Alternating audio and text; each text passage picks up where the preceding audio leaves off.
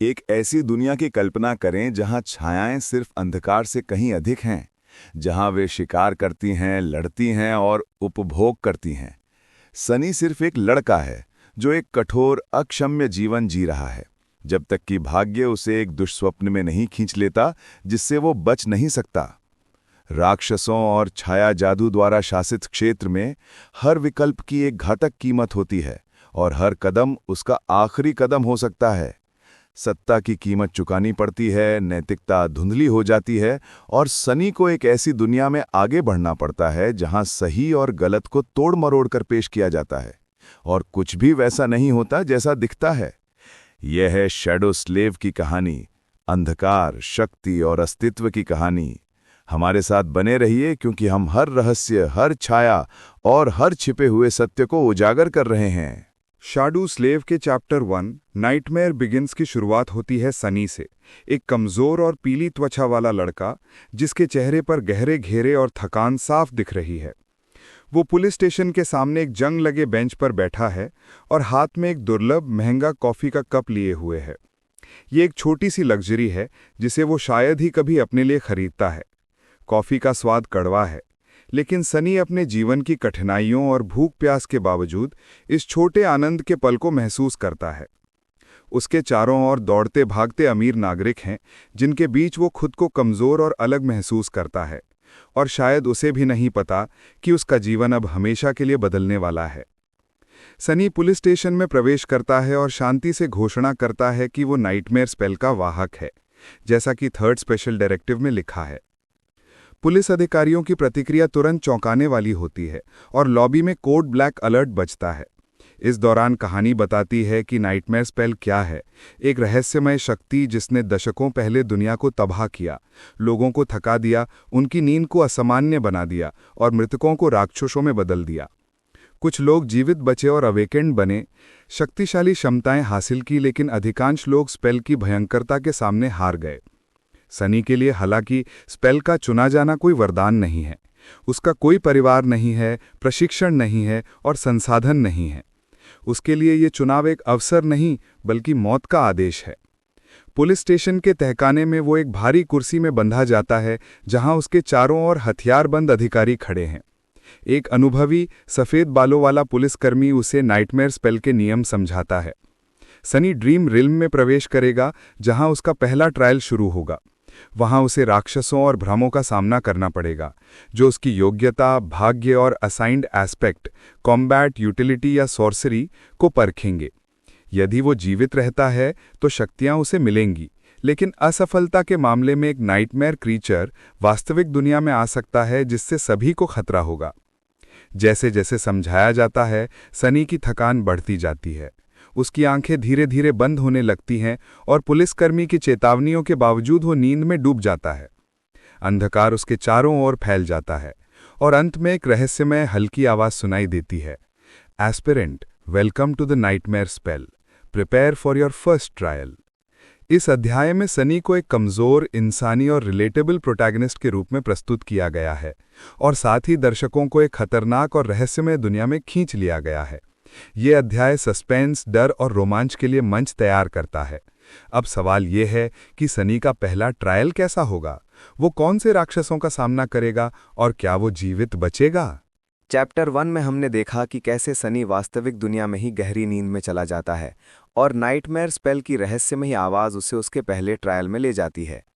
वो अंधेरे में डूब जाता है और अब चैप्टर 2 की शुरुआत होती है जहां नाइटमेयर स्पेल का असली डर दिखाई देता है। सनी एक भयानक सपना देख रहा है, एक विशाल, नुकीला और वीरान पहाड़। ये पहाड़ इतना ऊंचा है कि आकाश को चीरता हुआ लगता है। चांद की भुताहा रोशनी उसे उजागर करती है और बर्फीली हवाएं पहाड़ से टकराकर डरावनी आवाजें बनाती हैं। लेकिन अचानक समय उल्टा चलने लगता है। चांद गायब, सूरज पश्चिम से उगता है, बर्फ हवा में लौट जाती है। सदियां बीत जाते हैं और बर्फ हटते ही सनी मानव हड्डियां दिखता है। फिर वे हड्डियां भी गायब हो जाती हैं और उनकी जगह एक गुलामों का कारवां दिखाई देता है। समय जैसे अचानक सामान्य हो जाता है और तभी नाइटमेयर स्पेल की वही आवाज गूंजती है, aspirant, welcome to the nightmare spell, prepare for your first trial. Sunny चौंक जाता है और जब उसकी आंखें खुलती हैं, वो एक गुलाम बन चुका है।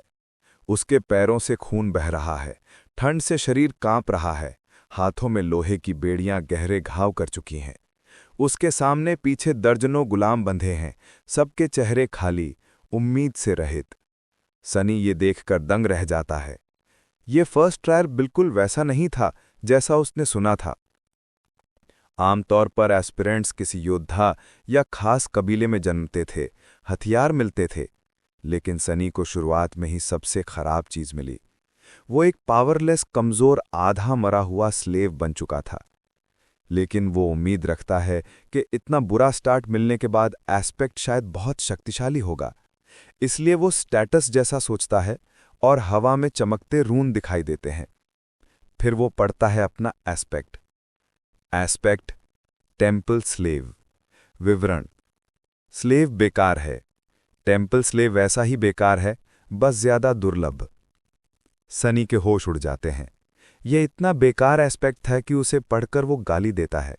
यही पढ़ते समय वो लड़खड़ा जाता है और पीछे का शिफ्टी सा गुलाम उसे कोसने लगता है। उसके आगे चल रहा मजबूत कंधों वाला गुलाम मजाक उड़ाता है। यह कमजोर सूरज निकलने तक मर जाएगा। सनी मन में बुरा महसूस करता है, लेकिन चुप रहता है। तभी पीछे से एक तीसरा गुलाम बोलता है, शांत समझदार आवाज में।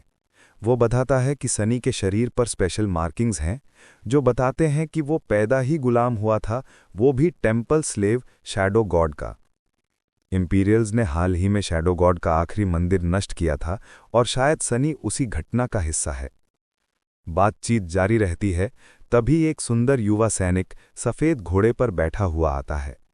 वो सनी को देख दुख महसूस करता है और उसे पानी देना चाहता है। सनी सोचता है, ये खुद भी तो सिर्फ थोड़ा बड़ा है, मुझे बच्चा क्यों बोल रहा है। लेकिन जैसे ही वो पानी लेने वाला होता है, एक दूसरा बूढ़ा घमंडी सैनिक कोड़े का इस्तेमाल करता है। कोड़ा सनी की पीठ फाड़ देता है, दर्द से वो गिर पड़ता है। ये बूढ़ा सैनिक चिल्लाता है, ये लोग इंसान नहीं हैं, इन्हें इंसान जैसा व्यवहार मत दो। युवा सैनिक निराश होकर चुप हो जाता है। सनी दोनों सैनिकों को घूरता है और मन ही मन कसम खाता है, पहले तू मरेगा और फिर दूसरा। तो दोस्तों, चैप्टर 2 में सनी की असली दुष्स्वप्न की शुरुआत हुई। वो एक कमजोर टेम्पल स्लेव बन चुका है। उसके पास न शक्ति है, न हथियार, और उसका एस्पेक्ट भी दुनिया का सबसे बेकार। लेकिन असली सवाल अभी बाकी है, क्या नाइटमेयर स्पेल उसे किसी छुपी हुई ताकत तक ले जाएगा, या ये ट्रायल उसकी मौत बन जाएगा। चैप्टर 3 में हम देखेंगे कि इस भयानक कारवां का अंत कहाँ होता है और सनी अपनी किस्मत को कैसे स्वीकार करता है। अगर वीडियो पसंद आया हो तो लाइक करें, कमेंट में बताएं कि चैप्टर 2 आपको कैसा लगा, और आगे के चैप्टर्स के लिए चैनल को सब्सक्राइब जरूर करें। पहले चैप्टर 2 में हमने देखा कि सन्नी एक टेम्पल स्लेव के रूप में जंजीरों में बंधा और आधा मर चुका कठोर हिमालय मार्ग पर चल रहा है। उसे अपना एस्पेक्ट और एट्रीब्यूट्स देखने का मौका मिला, जिससे उसकी दुर्भाग्यपूर्ण स्थिति और भी स्पष्ट हुई। चैप्टर 3 में नाइटमेयर स्पेल उसके सामने और भी खतरनाक पहलू खोलता है, साथ ही कुछ छिपी हुई शक्तियों का संकेत भी देता है। चैप्टर की शुरुआत होती है सन्नी के थोड़ी देर के विचारों और उदासी से, लेकिन वो जल्दी ही अपना मूड बदलता है और गहरी सांस लेकर वातावरण का आनंद लेने लगता है। नाइटमेयर वर्ल्ड की ताज़ी हवा शहर की प्रदूषित हवा के विपरीत उसे सुकून देती है। इस छोटे से सुख का आनंद लेते हुए सन्नी को एहसास होता है कि स्पेल का चुना जाना कुछ फायदे भी देता है। कारवां धीरे धीरे पहाड़ की ओर बढ़ता है। कई गुलाम ठंड और थकान से गिर जाते हैं या सैनिकों द्वारा खाई में फेंक दिए जाते हैं। फिर भी सन्नी में एक अजीब सा आत्मविश्वास और शांत मनोदशा है। उसने पहले ही अपने जीवन की सबसे बुरी स्थिति स्वीकार कर ली है, अब डरने की क्या जरूरत। ये मौका लेते हुए सनी अपनी स्टेटस रून्स को फिर से बुलाता है और एट्रीब्यूट्स पर ध्यान देता है। फेटेड, उसके आसपास अप्रत्याशित घटनाएं होती हैं, अच्छी या बुरी। ये एट्रीब्यूट शायद उसके दुर्लभ और बेकार एस्पेक्ट का कारण है। मार्क ऑफ डिविनिटी, हल्का सा दिव्य प्रभाव, सेक्रेट स्थानों या जादू में उपयोगी लेकिन अभी व्यर्थ है।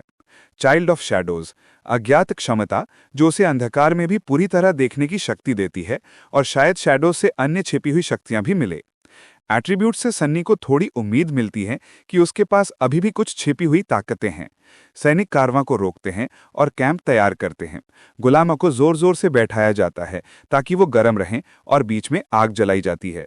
मजबूत गुलाम आग के पास जाते हैं, जबकि कमजोर गुलाम जैसे सन्नी बाहर बैठते हैं।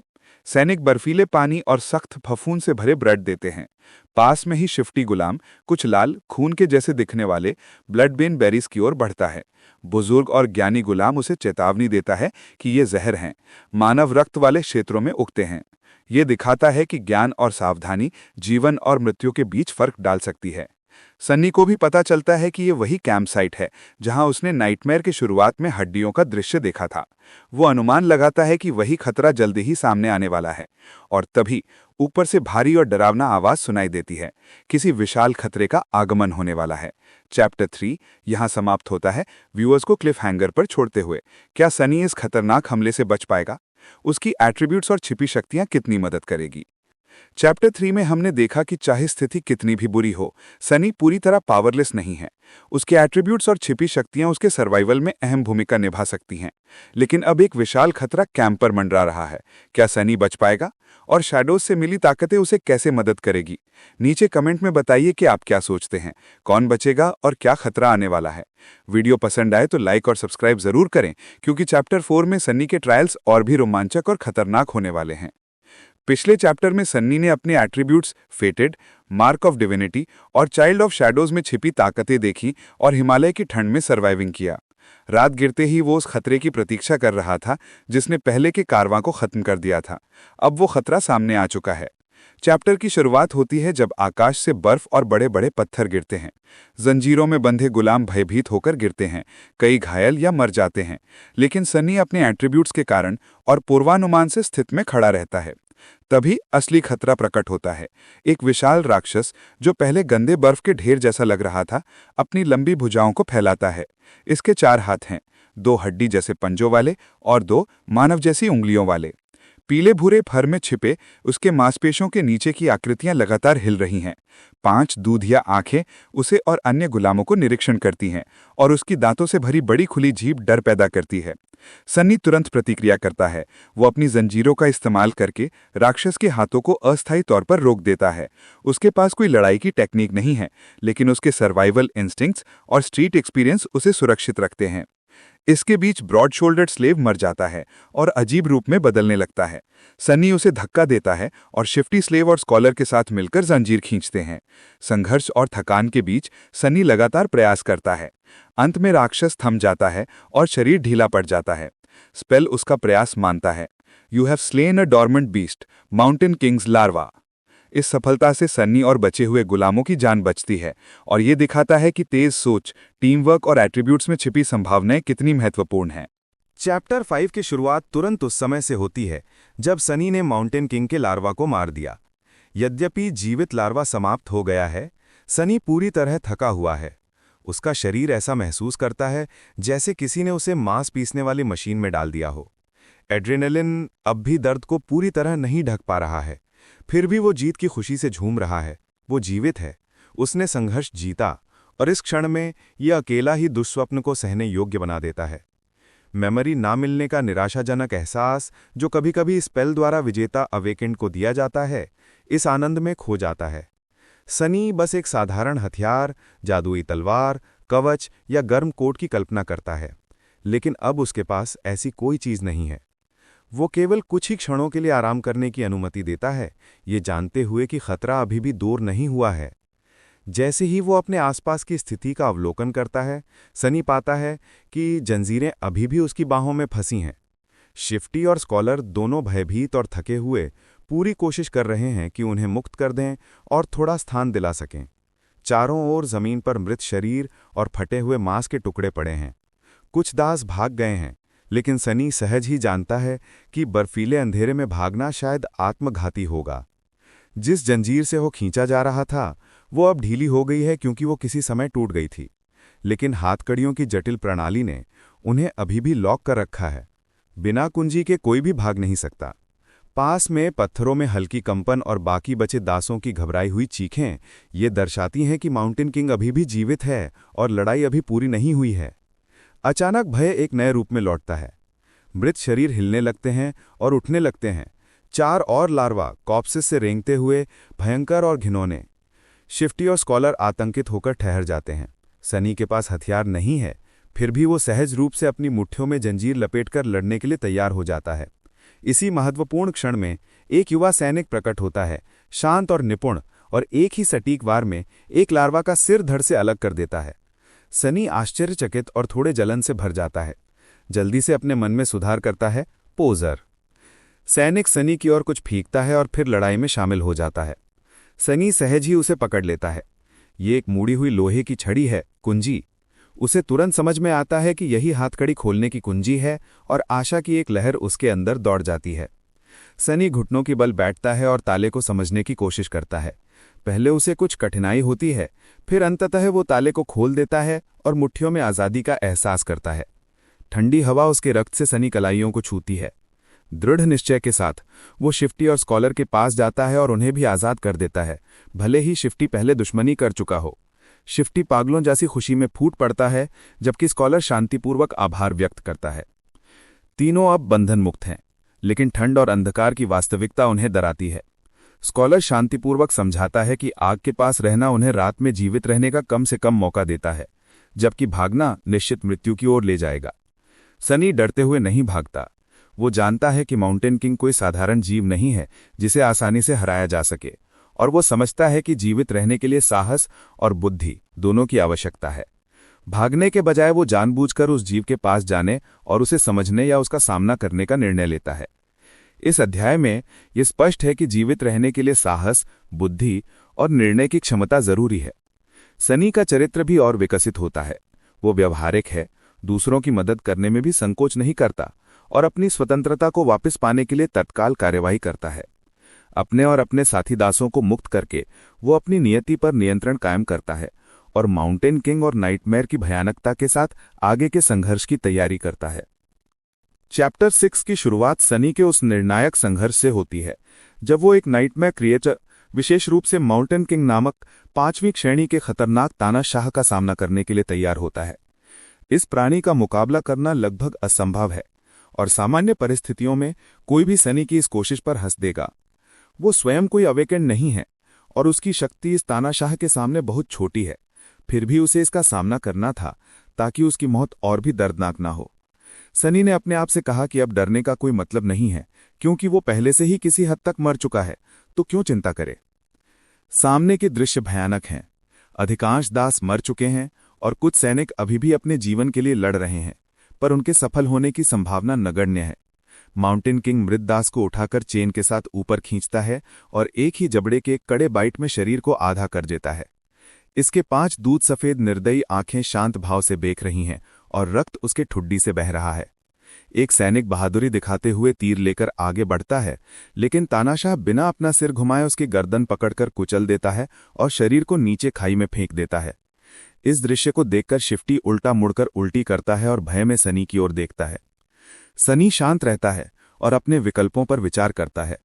उसके पास कोई खास शक्ति नहीं है, ना कोई सेना, ना कोई हथियार, और ना ही माउंटेन किंग को सीधे मारने का कोई साधन। वो रणनीति सोचता है और प्रकृति की शक्ति का सहारा लेने का विचार करता है। तभी हीरो, जो पहले सनी को बचा चुका है, आग की तेज चमक से तानाशाह का ध्यान भटकाता है। सनी समझता है कि यह सही मौका है। हीरो की बहादुरी उनके लिए एक अवकाश लाती है। सनी तेजी से दूसरे वाले पत्थर के प्लेटफॉर्म की ओर भागता है, जहां एक भारी गाड़ी खड़ी थी, खाई के किनारे के करीब। शिफ्टी और स्कॉलर उसकी चाल को देख आश्चर्यचकित होते हैं, पर उसके पीछे चल देते हैं, शायद उसकी शांति को आत्मविश्वास समझकर। हीरो नायाब चालाकी से तानाशाह के पंजों के बीच घूमते हुए उसे चुभते हुए बचे रहता है, पर उसकी तलवार से तानाशाह को कोई नुकसान नहीं होता। सनी गाड़ी तक पहुंचता है, पिछला पहिया लकड़ी के वजनों को देखता है और साथी दासों को निर्देश देता है कि उसे धक्का देना है। सनी ताले वाली जंजीर खोजता है और मृत दास के चारों ओर एक कुशलता से बनाया हुआ लूप बनाता है। उसकी योजना ये थी कि लूप को तानाशाह के पंजे या पैरों के पास फेंककर उसे जकड़ दिया जाए और गाड़ी को खाई में फेंककर तानाशाह को नीचे गिरा दिया जाए, पर यह योजना अप्रत्याशित रूप से सफल हो जाती है। लूप अचानक तानाशाह के गले में फंस जाता है और लोहे की तरह कस जाता है। सनी आश्चर्यचकित और रोमांचित हो जाता है, ये देखकर कि तानाशाह अब नियंत्रण से बाहर है। अब सब कुछ इस पर निर्भर करता है कि गाड़ी कब खाई में जाएगी और तानाशाह कब जंजीर से खुद को छुड़ाने की कोशिश करेगा। शिफ्टी और स्कॉलर अपनी पूरी शक्ति से गाड़ी को धक्का देते हैं और हीरो प्राणी का ध्यान भटकाते हुए उसे अस्थिर करता है। सनी खुद भी गाड़ी को धक्का देने में लग जाता है, अपने थके और घायल शरीर की पूरी ताकत से। समय एक क्षण के लिए धीमा सा प्रतीत होता है। उनका जीवन इस तरह की छोटी पर निर्णायक क्रिया पर टिका है। चैप्टर 6 में यह दिखाया गया है कि चाहे शत्रु कितना भी शक्तिशाली क्यों ना हो, साहस, बुद्धि, टीम वर्क और थोड़ी किस्मत का सही इस्तेमाल किसी भी असंभव कार्य को संभव बना सकता है। सनी का चरित्र भी इस अध्याय में और परिपक्व होता है। वो जोखिम उठाने और परिस्थिति का सबसे बेहतर इस्तेमाल करने में सक्षम हो जाता है, जबकि उसके साथी और छोटे प्रयास भी निर्णायक भूमिका निभाते हैं। चैप्टर 7 की शुरुआत होती है जब सनी और बचे हुए दास भारी वैगन को खड़ी चट्टान की ओर धकेलने की कोशिश कर रहे हैं। पहले 4 बैल जो वैगन खींचते थे वे मर चुके हैं और अब सनी, शिफ्टी और स्कॉलर को ये असंभव काम करना पड़ता है। माउंटेन किंग अभी भी जीवित है और अपनी गर्दन पर फंसी बेड़ी से खुद को छुड़ाने की कोशिश करता है, लेकिन उसकी भयानक भुजाएं इतनी नियंत्रित नहीं हैं कि सही ढंग से काम कर सकें। सनी थकान के बावजूद पूरी ताकत से वैगन को धकेलता रहता है और उसे सावधानीपूर्वक चट्टान के किनारे तक ले जाता है।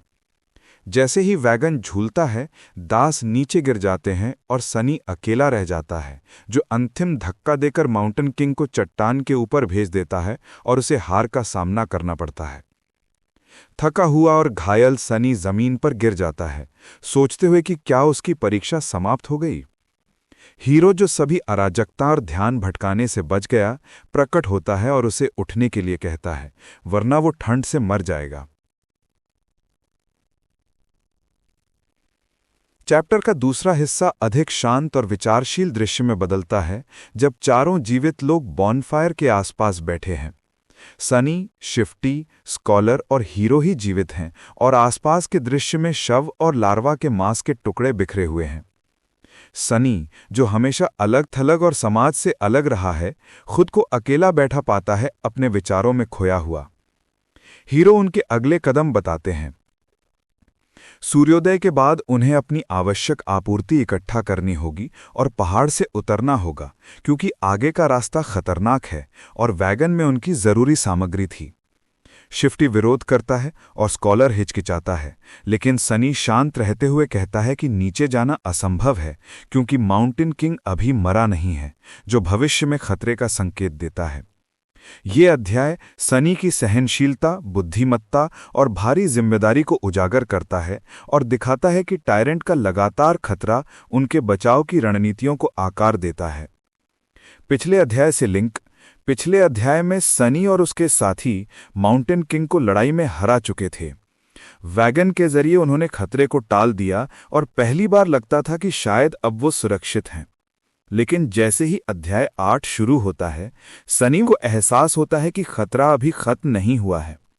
चैप्टर की शुरुआत एक डरावनी लाइन से होती है, क्योंकि वो मॉन्स्टर अभी भी जिंदा है। ये शब्द सभी को चौंका देते हैं और बताता है कि माउंटेन किंग अभी भी कहीं मौजूद हो सकता है। सनी ये तर्क देता है कि क्रीचर को उस जगह से गिरने के बावजूद कोई नुकसान नहीं हुआ, क्योंकि स्पेल ने उसकी मौत को नोट नहीं किया। इसका मतलब साफ है कि नीचे कहीं ये खतरा अभी भी जीवित है। हीरो, जो युवा सैनिक है और जिसने पहले मदद की थी, मानता है कि वे वापस नहीं लौट सकते। वो कहता है कि अगर मॉन्स्टर अभी भी जीवित है तो ये वापस आ सकता है, इसलिए सूरज उगते ही उन्हें माउंटेन पास की ओर बढ़ना होगा। सर्वाइवल के लिए जरूरी चीजें हैं: खाना, पानी, आग जलाने की लकड़ी और गर्म कपड़े।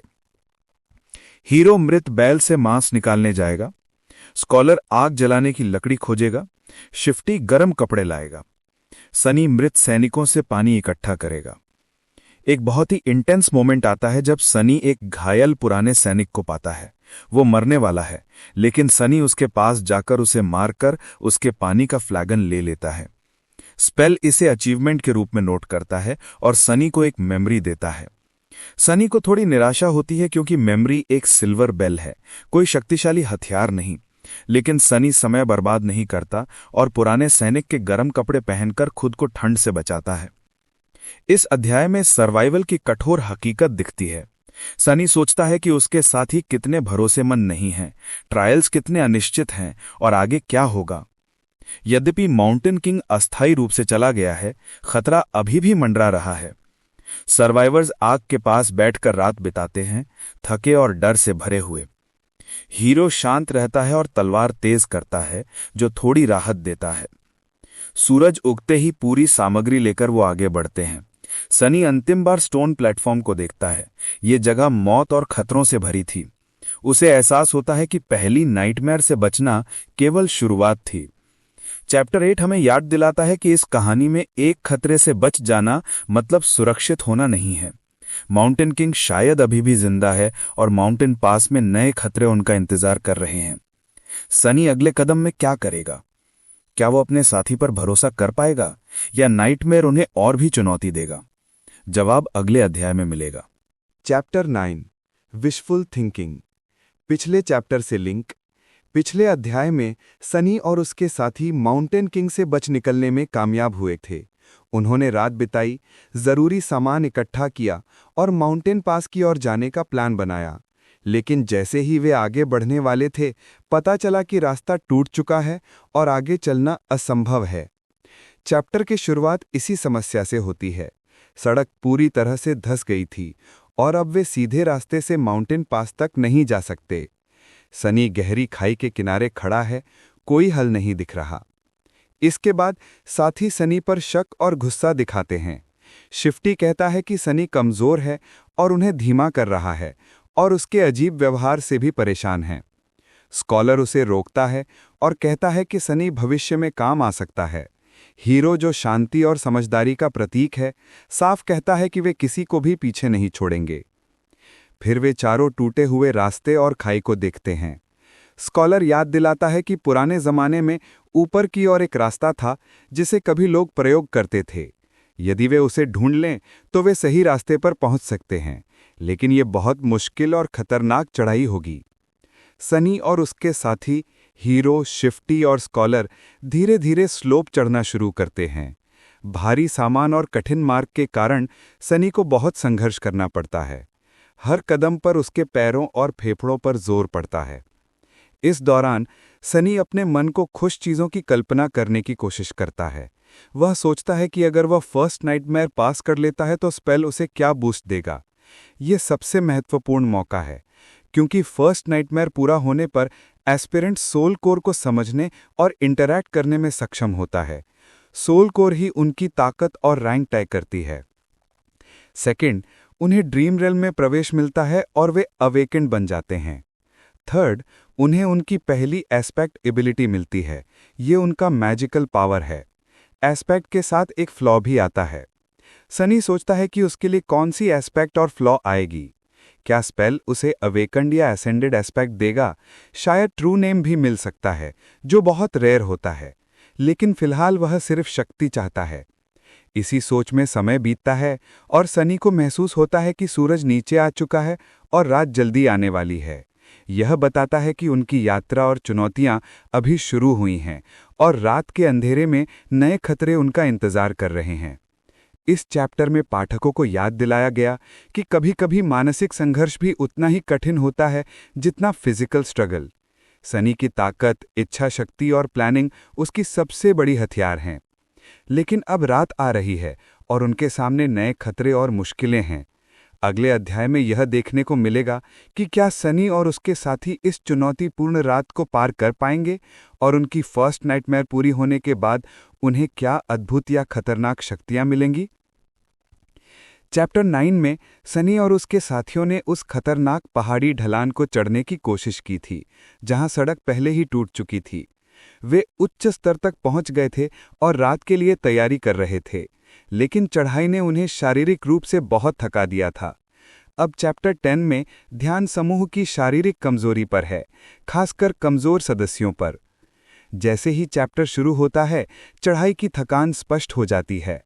सनी खुद लगभग बेहोश होने की कगार पर है, लेकिन शिफ्टी, चालाक और नटखट दास उससे भी बदतर स्थिति में है। उसकी सांसें भारी और फटी हुई हैं, आंखें बेधड़क और हलचल अधूरी है। स्कॉलर भी थका हुआ है, लेकिन वह कुछ हद तक संयम बनाए रखता है। हीरो हमेशा की तरह शांत पहाड़ी में एक सुरक्षित जगह खोजता है और आग जलाकर अपनी निगरानी रखता है। समूह बिना बोले खाने के लिए बैठता है क्योंकि वे डर और थकान के कारण बोल नहीं सकते। वे जानते हैं कि माउंटेन किंग कभी भी लौट सकता है। रात का समय डर बढ़ाता है, लेकिन सनी को एक नई अनुभूति होती है। वह ड्रीम रेल्म में सोने का अनुभव करता है। अत्यधिक थकावट के बावजूद उसकी नींद साधारण होती है, केवल तब टूटती है जब हीरो उसे जगा देता है ताकि सनी पहले पहरा ले सके। अंधेरे में अकेला सनी देखता है कि माउंटेन किंग मृत शरीरों को खा रहा है। एक महत्वपूर्ण बात सनी को समझ आती है कि यह दैत्य अंधा प्रतीत होता है और अपनी आंखों पर निर्भर नहीं करता, बल्कि अन्य इंद्रियों से काम करता है। सुबह के समय सभी उठते हैं, लेकिन शिफ्टी और स्कॉलर पहले से भी बदतर स्थिति में हैं। शिफ्टी का पीला चेहरा और कांपती चाल दर्शाती है कि यह केवल थकान नहीं, बल्कि शायद पहाड़ी बीमारी का असर है। स्कॉलर भी इस कठिनाई से जूझ रहा है। हीरो उनकी मदद के लिए कुछ बोझ अपने ऊपर ले लेता है और सनी को भी कुछ सामान सौंपता है ताकि वे माउंटेन किंग से पहले सुरक्षित स्थान तक पहुंच सकें। जैसे ही वे फिर से चढ़ाई शुरू करते हैं, शारीरिक दबाव बढ़ता है। सनी को अतिरिक्त वजन उठाना पड़ता है और उसकी सहनशीलता की सीमा को परखा जाता है। लेकिन असली त्रासदी तब होती है जब शिफ्टी चलने में असमर्थ होकर बर्फीली चट्टान पर फिसल जाता है और ढलान से नीचे गिर जाता है। सनी और हीरो केवल हतप्रभ और असहाय देखते हैं और वे उसे बचाने में असमर्थ हैं। चैप्टर शिफ्टी की मृत्यु के साथ समाप्त होता है, जो पाठकों को यह याद दिलाता है कि ड्रीम रेल्म में छोटी गलती भी घातक साबित हो सकती है। चैप्टर 10 में शारीरिक और मानसिक कठिनाइयों को उजागर किया गया है। शिफ्टी की मृत्यु यह दर्शाती है कि सनी और उसके साथियों की जिंदगी हमेशा खतरे में है। माउंटेन किंग अभी भी खतरे में है और उनका सफर अभी खत्म नहीं हुआ है। पाठकों के लिए ये और भी रोमांचक बनाता है क्योंकि अगले अध्याय में सनी की हिम्मत, बुद्धिमत्ता और धैर्य को और चुनौती दी जाएगी।